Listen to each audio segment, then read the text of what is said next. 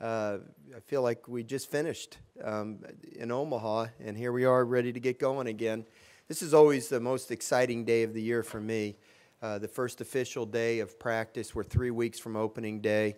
You know, every year the anxiety of not knowing what a new season holds keeps me young.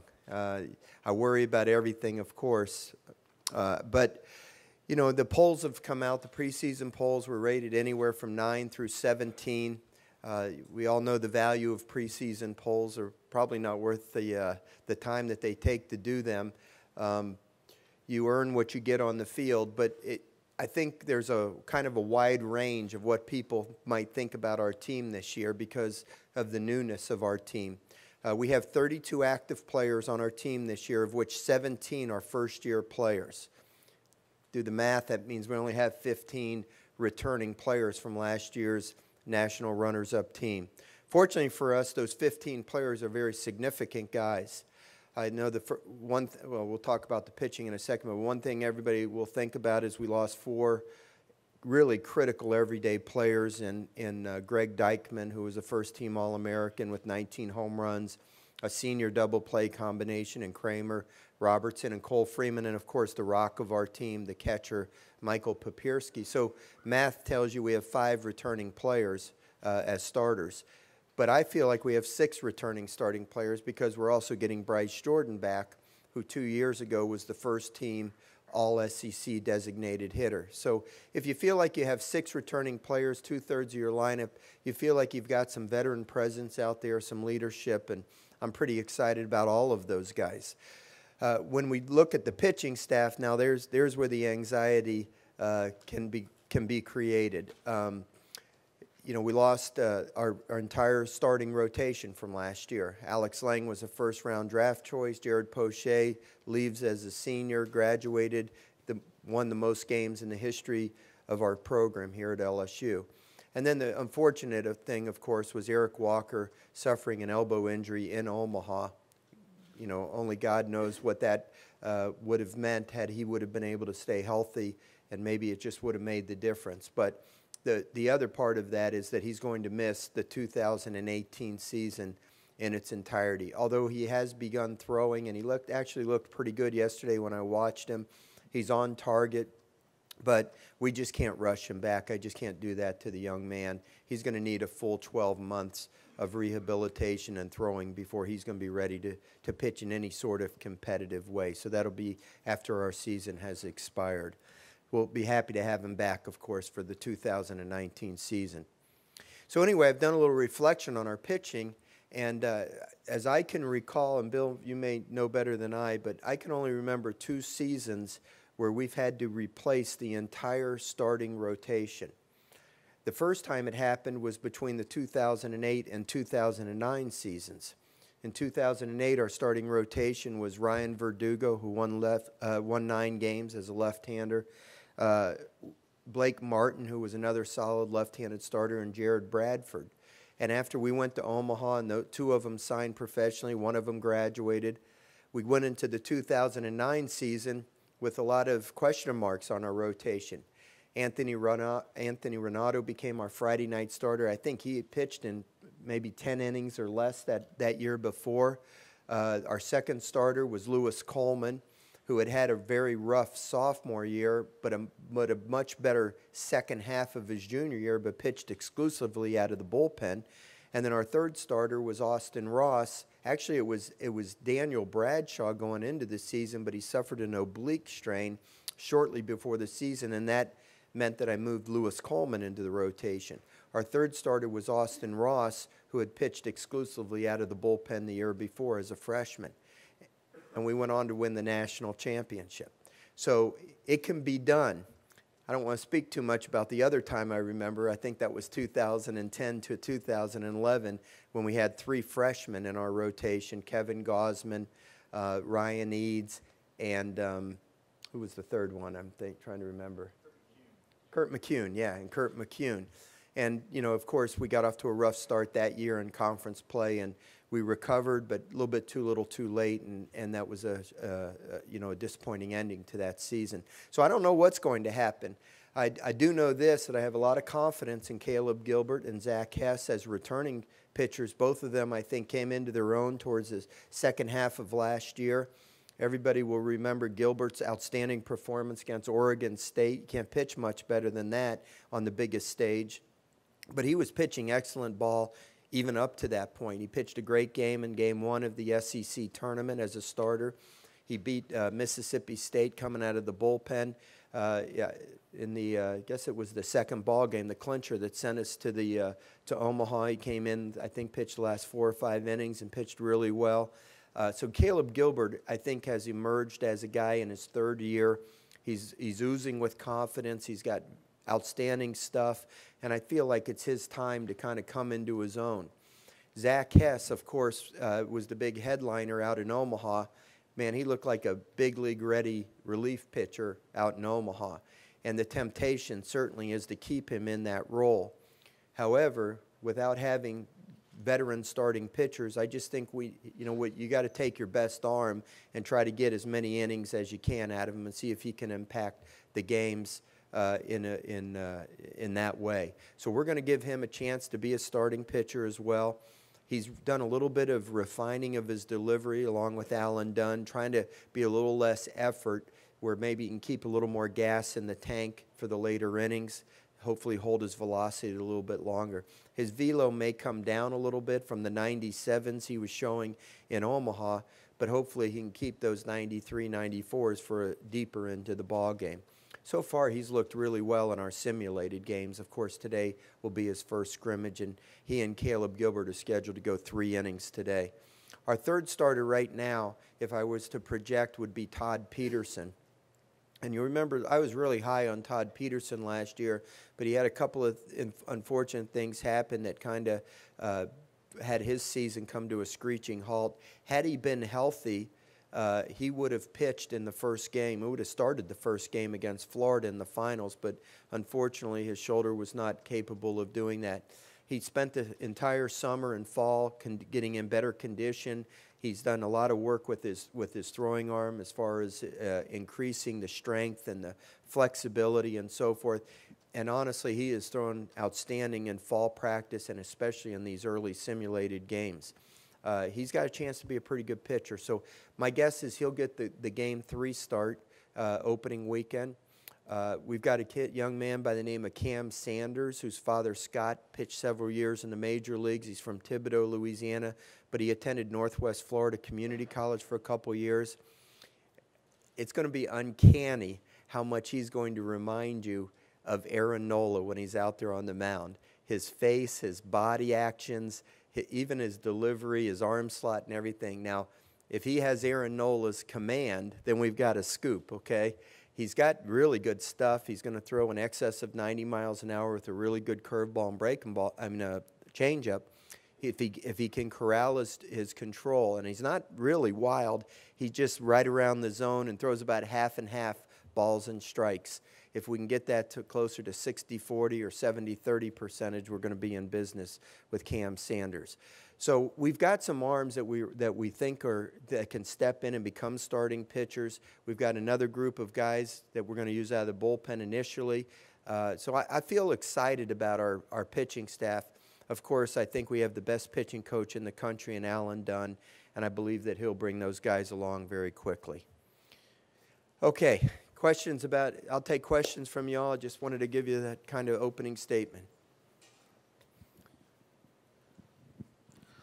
Paul, you obviously, you guys confirmed yesterday the change at hitting coach. How do you envision Sean and Micah kind of working together with them in their new roles? Yeah, I'm really excited about it, James. I think I told you this when I hired Micah, that he's very much a modern-day hitting kind of coach, kind of modern-day hitting coach. Did I get that correctly that one time? Okay. And what I mean by that is very much into the analytics, the mechanics, the statistics, and those kinds of things. The fact that he can't go out there and coach on the field doesn't prevent him from sitting in front of a computer and watching video and, analyzing and doing those type of things, which I think are one of the things of his strength. I believe that Sean is more geared towards the interaction with the player from a motivational standpoint, energy, enthusiasm. He knows the game inside and out, and he's got a great way with the kids. So I think Mike is going to feed a lot of information to Sean that Sean will then decipher how much he wants to use it and apply it with the players and with our offense in general, obviously with me overseeing the entire offensive side of things. But I think it's going to be a good combination. I just can't emphasize enough, you know, how heartbroken I am for Micah. You know, this was really an unfortunate thing that happened. But I am extremely excited about Sean Ochinko, and I think our players have embraced him as much as I knew that they would. He's got an infectious personality. He's full of energy, and he's got that youthful enthusiasm. He just stopped playing a couple years ago, so the players can really relate to him, and they enjoy him, and I think he's going to be tremendous in his role. Luke? Sticking with that, how tough is it going to be with all those new players for Sean to kind of get a quick grasp of them? And how important was it, knowing how quick of a turnaround it is, that you had somebody who has some experience with those guys? Honestly, Luke, I'm not concerned about it at all. I know that sounds crazy, but Sean was with us last year. Now, I know he was an undergraduate student because after his 6-year professional career, he returned to finish the degree requirements over the course of the last year and a half, and he helped us as an undergraduate coach. So he's very familiar with all of the returning players, and including Bryce Jordan. Bryce was healthy all fall and right up until, you know, just before the season began. So he knows all of their swings, he knows their temperaments, he knows their strengths, and he knows their limitations, and they know him. Every one of the returning players came to me and talked to me about what they felt the impact that Sean had on our team last year just with his presence. Now, he had to, at times, you know, take a step back and for fear that internally in the dynamics of a coaching staff that he didn't step on Micah's toes and overstep his boundaries and give information to the players that may have conflicted with the coaching they were already receiving. But that showed great feel by Sean on my part and really impressed me. Feel on his part, which really impressed me to see how mature he was and able to handle all of that. Now the new players, he's not as familiar with, but he did coach in the Purple versus Gold World Series as a guest coach. So he got to see all those guys play 3 games there. Plus, he's been around, and we've talked to him. You know, he lives here in Baton Rouge, and, you know, he'd come around, and we'd visit all the time. So, you know, you're only talking really about a handful of guys: Hunter Fiducia, Daniel Cabrera, Brant Broussard, Hal Hughes, Nick Webb. Am I forgetting somebody? Who? And Braden Doty. So it's really not a lot of guys, and quite frankly, the guys that are new have pretty simple swings for the most part. I've already seen the work he's done with somebody like Jake Slaughter in these first few days that he's been on the job, and he's really helped him immensely already, trying to calm him down and not having as much wasted movement and maybe developing a more consistent swing path, and I think he's really going to help a guy like Jake Slaughter. Hey, Paul, in the back. Yes, Matt. Have you and Alan talked at all about using Hess similarly that you used Coleman in 09? You mentioned trying to get him multiple opportunities to pitch in a weekend. You know, we haven't talked about it, Matt, and you know, it's a good idea. I don't know that I want to do it with Zach because of his prospect status. It might just be a little bit too much for him right out of the gate. Now, you know, you never say never on anything, but I want to give Zach a chance to do the normal routine between starts, you know, to try to build up his endurance and all those kinds of things. And so right now, our total focus is on him just being a starting pitcher. And let's see what the rest of the staff does and how they perform. Somewhere down the road, that's an option, but we haven't really discussed it at this point. Hey, Coach. I guess there's, 300 some odd teams that play Division I baseball. You make it to the final 2 last year, which is a pretty amazing accomplishment, yet it may hurt more than the teams that just missed the tournament altogether. So the players that are coming back, what do you think they learned from making it that far and, in the offseason? What do you think they took with them from that? Last year was the first time I've ever been to the finals of the national championship and not won. Okay, it's only the second time I've been there. One time we won, one time we didn't. It's a pretty distasteful feeling. It's unlike any feeling I've ever experienced before in 35, the previous 34 years of coaching. I'd like to tell you I'm over it, but I don't think I ever will be. To be so close and feel the games were so winnable and not be able to finish it and be able to bring the big trophy home and all the things that go with being the national champion, it hurts. But I have experienced heartbreaking losses to end the season before. We've done that many times. I mean, just about every year that you don't win the national championship, you're losing a game at the end of the year or 2 games at the end of the year that are heartbreaking to you. And every year, the next year as we meet here, I get that question, do you use that as motivation for the following year? And I'm going to tell you the same answer I tell you every year. The thing you have to guard against is for your players. I can't control how the fans think or the media thinks, but I can control the way the players think. If they think that this season starts at the point that last season ended, that's a very dangerous thing, because the journey just to get to the finals is so difficult, so challenging, so many ebbs and flows in the season, so many peaks and so many valleys, that you have to manage your team daily just to guide them and matriculate them through the entire season to get to that point. Now, if we get to that point again, then we'll use that ending as motivation. I can very vividly remember when we lost to who did we beat? When the year we beat Oklahoma was the year before. Was that when we lost to Houston?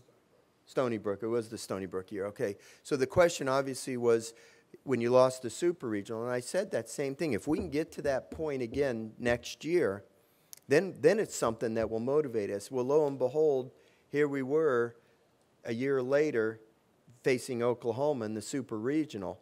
And after you beat them the first game, we're at the exact same point that we were at the year before. And I think there was a little extra determination that second game against Oklahoma to finish the job. But up until that point, we didn't talk about what had happened the previous year at all. There's just too many challenges. It's too difficult along the way to focus on the very ending. I pray to God that we get to that point again this year. And if we do, nobody's going to be thinking negatively like, oh, we were here last year, we lost, are we not going to be able to win? No, it'll be a motivation at that point. But until we get to that point, there won't be much discussion about it. Yeah, Paul. Who do you expect to step up as your vocal leader? I mean, the guys. I'll tell you, Ron, that's a really good question, because the group of guys that we do have coming back, albeit they are outstanding ball players, there's not a lot of vocal leaders there.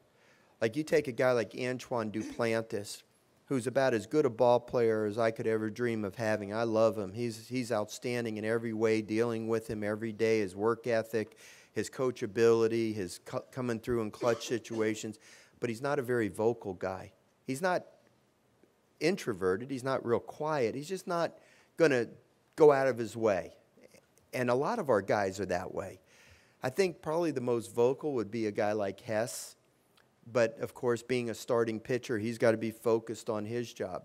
I think the two Jordan boys, sometimes they're a little bit more vocal, but they don't really do it on a consistent basis. So if I have a concern at all about our team, it is going to be, who's going to be Kramer Robertson, who's going to be, those kind of guys that are going to speak up and take the lead when we need that to happen. But I think as the season goes on, some of that will kind of run its course. It might even be a new player. It might be a young player. When Alex Bregman was here as a freshman, he was one of the most vocal leaders on our team. So as these players start to have success, I think some of that will emerge as their confidence continues to grow. I know you were a little bit unsure of where your infield was going to be at when the fall ended. Have you guys kind of solidified things there, or is it still going to be a little bit of a competition? Yeah, I pretty much decided, Luke, that we're going to start with Slaughter at third, Smith at short, Broussard at second, and Bryce Jordan at first. And my goal with Hal Hughes is going to get him into the games, is going to be to get him into the games as often and as frequently in different roles as I possibly can. That may mean that, if we've got a lead late in the game, I could flip Slaughter over to first base and put Hughes in at third base to give us the best defensive team that we can, trying to hold a lead at the end. Because Slaughter's going to play third, and he's going to do a good job at third, and that's probably where he's going to be more in tune to play even in his pro days. But he's a much better first baseman than Bryce Jordan because he's taller, he's more athletic, he can jump, he's got infielder skills and those type of things. So if we can improve our defense late in the game, I'm going to look for ways to do that. So that's one way I'll be able to get Hal into the games. And I may give him a spot start here and there at second base. And there's different things that I can utilize. But my goal is to get him onto the field as frequently as possible, just to get him used to the bright lights and the big crowds, and to, kind of get him comfortable playing out there, so that if we do want to make a more permanent move later on in the season, it won't be like we're taking a cold guy off the bench and just throwing him in there. It'll be somebody that'll be used to playing. But I think that infield is the way we should start. I chose Broussard over Hal at second base just simply because he's got a couple of years on him, 2 years of junior college ball, and Brandt's a very steady defensive player. Believe it or not, he's got great range, and he might even have better range than Cole Freeman, especially on balls to his left. He hit .425 at Delgado last year. Now, I haven't seen that out of him yet, but he might be one of those guys when the lights go on and he's just finding a way to be a pest and getting on base all the time. I wouldn't be surprised by that at all. So I'm going to give Brandt the first shot over there. That doesn't mean he's going to play every single game. As I mentioned, I may give Hal a spot start. I may even start him one of the games against Notre Dame at second base. Again, just to get Hal some time. But I think that's the best way to start out with the infield, and we'll see what happens as the season progresses. Hey, Coach, Cabrera, Yes, we Eddie. saw him play a lot in New Orleans, especially younger in his high school career. Where do you think his future is as a pitcher or a hitter, and how do you plan to use him, and how many different roles do you see him having on this team? Well, there's no question that his future will be as a hitter/outfielder. I don't have any doubt about that. He's an outstanding ball player, Ed. If you covered him in high school, you'll know what I'm speaking about. He's got a great athletic body. He's strong for a freshman. He runs pretty good, throws well from the outfield. He's got a beautiful swing. He's got to get a little bit more consistent, a little more focused to be able to do it consistently. But I think he's really a good-looking ball player. And I think you can put him in the category with the LeMayus and the Bregmans and the Antoine Duplanises that were ready to play as a freshman when they arrived at LSU. I don't think he'll be intimidated by the atmosphere or anything like that. He's a confident kid. He had last summer in a collegiate summer league where he excelled. He had a good fall practice. He started off like gangbusters in the fall. I think he had 2 or 3 home runs early, and then he had a little bit of a dry spell, which honestly was probably a good thing for him to go through during the fall. He was making the game look kind of easy, and we all know it's not. I just think Daniel's got a great temperament. I think he's ready to help us right out of the gate, and he'll be our starting left fielder. He also throws 88 off the mound, throws a lot of strikes, and he's left-handed with a pretty good changeup. With an inexperienced staff like we have, I think it would be kind of foolish of us not to utilize him to some degree. He may not pitch his whole career at LSU. Maybe next year after we get another recruiting class of pitchers in and we got some guys returning, we may not have the need for him. But he's a very unselfish kid, and he's going to do whatever we need him to do to help make us the best team. So we're going to use him on the mound some, probably out of the bullpen, and on the days that I anticipate using him, I'm probably going to DH him or not even have him in the lineup so that he can have the proper time to warm up in the bullpen and that kind of thing. The other thing is, just to coach you on the rules a little bit, college baseball rules with the DH are a little different than Major League Baseball. In college baseball, they look at a DH and a pitcher as two separate players. So you could hypothetically, you could start the game as a designated hitter, be inserted as a pitcher, be removed as a pitcher, and remain in the game as a designated hitter. But if I played him in left field and brought him in from left field to pitch and then wanted to remove him as a pitcher, I would either have to put him back into left field to keep him in the game or have to remove him from the game altogether and lose the designated hitter. So there's some negatives about having to do that. I can't say that won't happen on occasion. We may have a need, and he's the best available guy, and we're going to have to bring him in. But I'm going to try on the days that I want to use him as a pitcher or have him available, he's either going to DH or not be in the lineup. Hey, Paul, do you have over here? Oh, James. Do you have an update on Nick Storrs, and do you still think there's any chance he could be available as soon as the opening weekend? You know, he had just a slight setback earlier this week. He was playing long catch and kind of had a misstep and kind of strained his lat. Nothing serious. In fact, the soreness has already left, but we had to shut his bullpen down. I guess that would have been on Tuesday of this week. So he only threw about 6 or 7 pitches, and we thought the prudent thing was to shut him down. But he's been treated. The soreness is all gone, and I think he's going to throw a bullpen today. So I don't know exactly if losing those 3 days is going to set him back so much that he may not be able to be ready for opening weekend or not. I'm still hopeful, James. What I'd really like for him to do is be able to pitch in an intra-squad scrimmage, at least one, before the season began, because I don't like to create scrimmages once the season begins. At that point, all we would do is simulated games with a pitcher against a hitter. And that's not really the same atmosphere. And so because he missed the fall, I'm really hopeful that at least by that last weekend or that Tuesday prior to the first game, that he'll get an opportunity to pitch in an inter-squad scrimmage. If that happens, then he could very well be ready to pitch against Notre Dame out of the bullpen. If that doesn't happen, then we're going to have to schedule simulated games, and it may delay our using him in a real game a little bit longer. But I can't tell you how excited I am about getting this guy on the mound. Wait till you see this guy. I mean, that's what they look like, if you know what I mean. He's 6'6", 6'7", 260 pounds, and you probably think when you look at him he weighs 210 pounds because he's so athletic. I mean, this guy he's special, and the sooner we get to see what makes him special, once that ball leaves his hand, the happier I'll be. The question was asked, are we going to have him hit? You know, when he went home for Christmas break, he followed through on a swing during batting practice and hit himself in the heel, and he limped around for about 2 weeks. Then when he got here, he was taking BP, and he hit one off his ankle, and he limped around for a few more days. So at that point, I just went to him, and I said, you know what? Let's just focus on pitching for a while. Okay, we don't need some freak injury, you know, put you in an inter-squad game, you get a base hit, you're rounding first base, you roll your ankle, trying to stretch it into a double.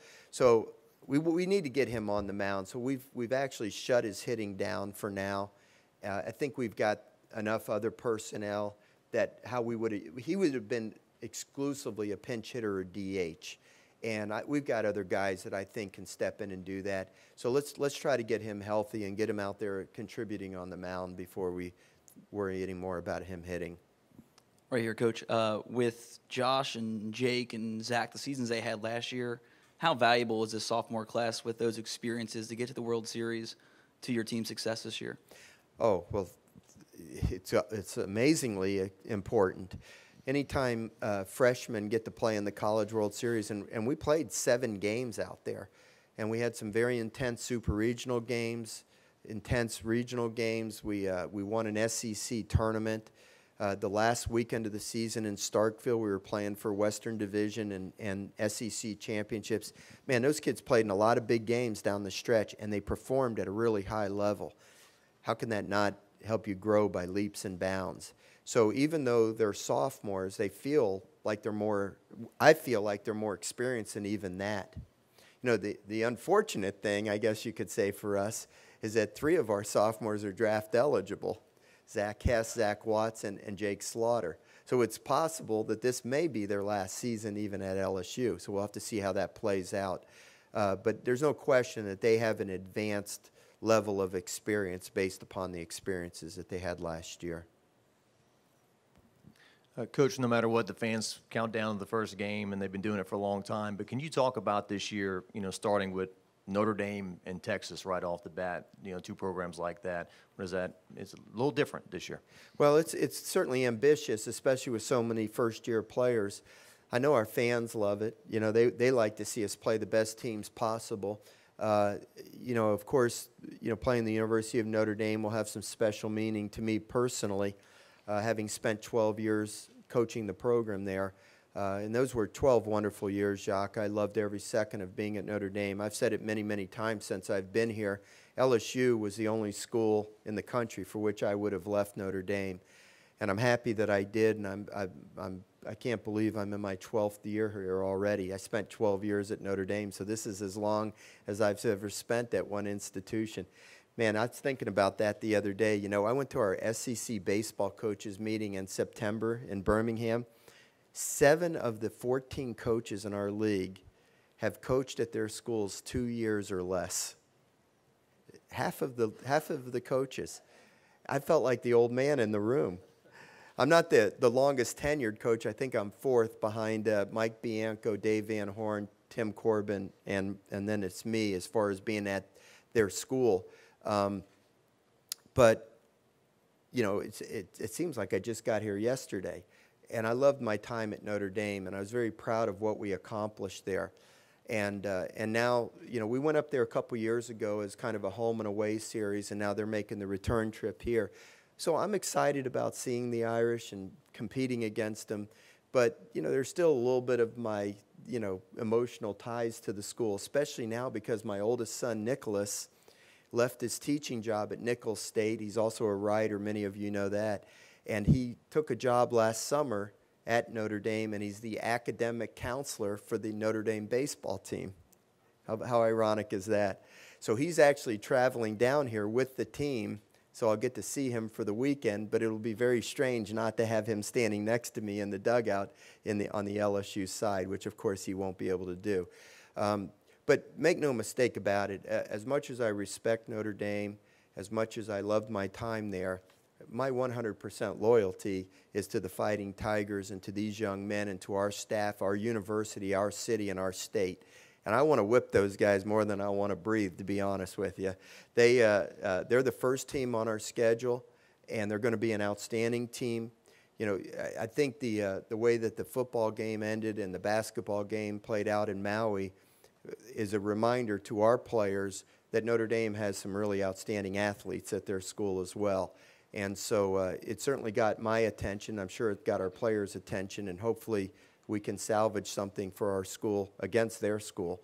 So that's going to be an exciting weekend. Opening day is always a different day. I don't care how much you prepare for it. When those bright lights go on and you got 11 or 12,000 people in the stands, it's different than any other day of the year. And hopefully our team will be poised and go out there and play well and then turn the page and get ready for the next couple of days. Don't forget, before we play Texas, we got the University of New Orleans Privateers, another team that I'm very fond of because of having played there. But also, they beat us both times last year. I think Blake might be my only former assistant to ever beat one of my coach teams. Is that right, Bill? Can you recall? So we owe Blake and the Privateers, okay? So I'm not going to have any emotional ties that night either. And before we ever think about the Texas Longhorns, we'll be focusing on the Privateers. But, of course, Bill, I don't know. Is this the first time Texas has ever? 99. They did play here? Oh, okay. Well, so it was long before I was here. But, obviously a great program over there in Austin. And David Pierce, who was at Tulane, is the coach there, and he's doing a fantastic job. They have a great pitching staff. So we've got some real challenging non-conference games. We're also going over to play at ULL in their new ballpark, which, of course, will be exciting. We're going to Hammond to play an outstanding Southeastern Louisiana ball club. We've got the University of Hawaii come in for a 3-game series. So we've got some really outstanding non-conference challenging games that'll get us ready for SEC play, so that when we play Missouri in the middle of March, I'm sure we'll be ready for that in the second half of the season. Hey, Coach, over here. You mentioned Bryce, but where do you see Bo this season in the thick of things? Is he a DH guy, do you think, still? Or I thought Bo was really a vital guy for us in Omaha, and even before that. His hit-and-run single against Mississippi State in the ninth inning was a huge factor in us winning that first ball game after we had come back to tie the game. In Omaha, he had a big home run. He had a big single right before Papierski's home run against Oregon State. And people might forget in the first game against Florida, he had a clutch 2-out RBI single as well. And if Josh Smith had been called safe on that ball play at second base, we would have had another shot with Bo up there to see if we could tie the game right then and there. You know, Bo's a competitor. You know, just when you want to write Bo off and say we've got other players better than him, he just finds a way to contribute. I can remember an early season game, not early season, but mid-season game in Gainesville, the final game after we were down 2-0 and then down 5-0 in Game 3. Bo got a 2-run single to spark our comeback when we ended up hitting 3 2-run homers in the 8th inning to win the final game against Florida. So Bo's one of those guys that just, you can't give up on him. He's just the ultimate competitor. He's going to keep battling. And so he's going to be in there on opening day. There's no doubt about that. I would guess that he'll probably be the designated hitter. And on those days when Ed Daniels asked me about Cabrera, when I may not start Cabrera in the outfield, there's a good chance Bo will be out there in left field. There's another young guy, though, that I'm really excited about by the name of Nick Webb, left-handed hitter out of Turlings High School in Lafayette. And he's going to give Bo a push for some at-bats, you know, either at the DH or potentially in left field when Cabrera is pitching. So I feel like we've got some really good players waiting in the wings, but, you know, I'll never give up on Bo Jordan. I learned that lesson. With what they brought in production and vocal leadership, do you see replacing your middle infielders as an equivalent or greater challenge to replacing your pitching rotation? No, I don't think it's as great a challenge. Pitching is everything. You know, the guy that coined the phrase that pitching is 90% of the game, boy, he underestimated by a wide margin. We need to be able to be solid on the mound, and that's the biggest concern I have going into the year. Concern only because we haven't seen him do it yet. It's my concern every year, even with veteran guys. But I'm ultra confident in Josh Smith's ability to take over at shortstop. And I do believe that Brant Broussard and Hal Hughes give us able bodies to be able to go out there and play well. Now, Cole Freeman brought a factor to our team with his speed that, you know, who will ever forget his mad dash on that post-rally balloon play against Florida State. Well, no, rally beach ball, excuse me, I said balloon. The post-rally beach ball play when the guy overran the ball, threw it in, got away, and Freeman dashed for home. I mean, it takes a unique guy with you know, speed to be able to do a play like that. I don't know if anybody's going to have that. And Kramer was one of those guys, you know, that had the it factor. He just found a way to beat you in so many different ways. And I love them both dearly, and I think they were both great players here. But I do feel very confident in Josh Smith at shortstop, and I do believe that Brant will do a very good job for us. Maybe not as dynamic as Cole Freeman was, and Hal Hughes provides another good option for us. If our pitching pitches the way that they can, or like we hope they will, then I think our double play combination will be just fine.